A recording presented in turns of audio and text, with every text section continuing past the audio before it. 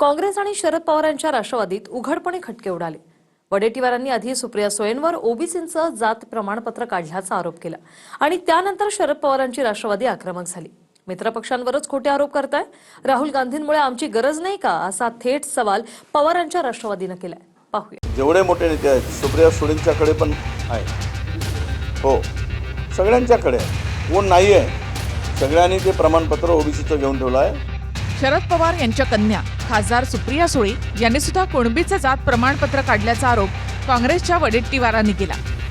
90% बड्या मराठा नेत्यांनी ओबीसींचं जात प्रमाणपत्र काढल्याचा दावा वडेट्टीवारांनी केला आणि त्या बड्या नेत्यांच्या यादीमध्ये सुप्रिया सुळे सुद्धा असल्याचं वडेट्टीवार यांनी म्हटलं आणि इथूनच वडेट्टीवार आणि पवारांची राष्ट्रवादी आमने सामने आली। अर्ध्या मराठ्यांनीच घेतलाय, 90% घेतलाय। ते काय आता जरांगे पाटलांना जरा माहिती कदाचित नसेल, पण जेवढे मोठे नेते आहेत सुप्रिया सुळेंच्याकडे पण आहे, हो सगळ्यांच्याकडे आहे, कोण नाही आहे, सगळ्यांनी ते प्रमाणपत्र ओबीसीचं घेऊन ठेवलं आहे। पण आता मला वाटतं की ओबीसीनी जनरल व्हावं आणि सगळ्यांनी ओबीसीत यावं। इथं काय देणं नाही घेणं नाही, आहे तेवढं 27% जो तो घुसतो आम्हाला पाहिजे। अरे आम्ही म्हटलं की आरक्षण वाढवून द्या आणि मग करा, ज्याला द्यायचं त्यांना देऊन टाका।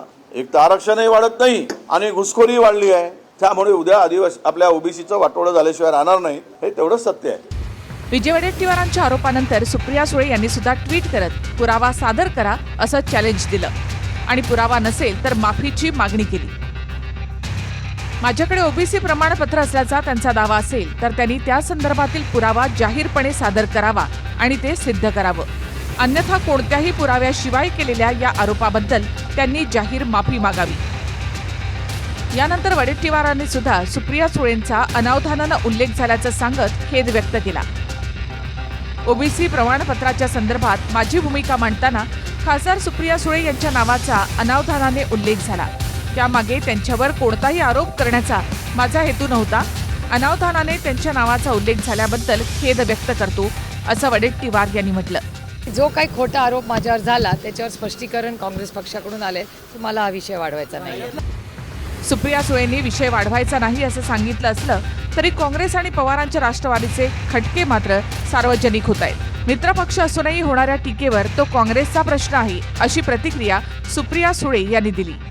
काँग्रेस सातत्याने तुमच्यावर टीका करते, काय नेमकं त्यांच्याशी बोलणार आहे का?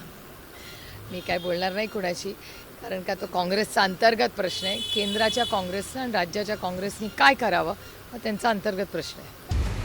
वडेट्टीवारांनी सुळेंवर केलेल्या आरोपांवरून खेद व्यक्त केला, पण काँग्रेसच्या मनातली खदखद वडेट्टीवारांच्या बोलण्यातून काही दिवसांपासून समोर येत आहे। सुप्रिया सुळे कितीही वेळा पंतप्रधान नरेंद्र मोदींना भेटल्या तरी काँग्रेसला राग येणार नाही असं वडेट्टीवार म्हणाले होते। त्यावरून पवारांच्या राष्ट्रवादीनेही संताप व्यक्त करत आरपारची भाषा केली। राहुल गांधींमुळे मित्रपक्षाची गरज राहिली नाही, हे काँग्रेसने जाहीर करावं असं प्रदेशाध्यक्ष शशिकांत शिंदे यांनी म्हटलं। मला सुप्रिया ताईंनाच विचारायचं आहे की तुम्हाला ही कुठून बाबू झाला की आम्ही राग करतोय तुमचा? आम्ही कशाला राग करू? तुम्ही किती वेळा मोदीला भेटले तरी आम्हाला अजिबात राग येत नाही, कारण तुम्ही आमच्या सोबत आहात। तुम्ही कोणाच्याही विमानातून गेले तरी आम्हाला अजिबात राग येत नाही, कारण आम्हाला माहिती आहे की तुम्ही आमच्या सोबत आहात। त्यामुळे आम्ही कशाला राग काढू? आम्ही अजिबात राग काढत नाही आणि 3-3दा भेटले तरी आम्हाला अजिबात राग येणार नाही। राग यायचा प्रश्न नाही, कारण त्यांचे विचार आमच्या बरोबरचे आहे। आज जर ज्या पद्धतीने गेल्या काही दिवसापासून कदाचित त्यांना असं वाटलं असेल की राहुल गांधी आता महाराष्ट्रात फिरल्यानंतर वातावरण पूर्ण आपलं होईल, कोणाच्या मित्राची गरज नाही वगैरे, एकदा त्यांनी जर स्पष्ट सांगावं मला वाटतं। हे आम्ही फक्त मित्रांना डॅमेज करायचा 2014ला ह्यामुळे सत्ता गेली ह्या लोकांच्या असल्या वागण्यामुळे। मला वाटतं की शेवटी त्यांनी ही भूमिका आता स्पष्ट करावी, काँग्रेसच्या लोकांनी तर त्यांना समज द्यावा। वडेट्टीवारांनी खेद व्यक्त करून वाद शांत करण्याचा प्रयत्न केला, पण महाविकास आघाडीमध्ये सारं काही आलबेल नाही असं दिसतं। कदाचित शरद पवार आणि सुप्रिया सुळे तसंच त्यांच्या खासदारांच्या पंतप्रधान नरेंद्र मोदी आणि अमित शहा यांच्या सोबतच्या वारंवार होणाऱ्या भेटीगाठी काँग्रेसला पटत नसाव्यात। नागपूरहून गजानन उमाटेसह विनायक दावरुम, TV9 मराठी, मुंबई।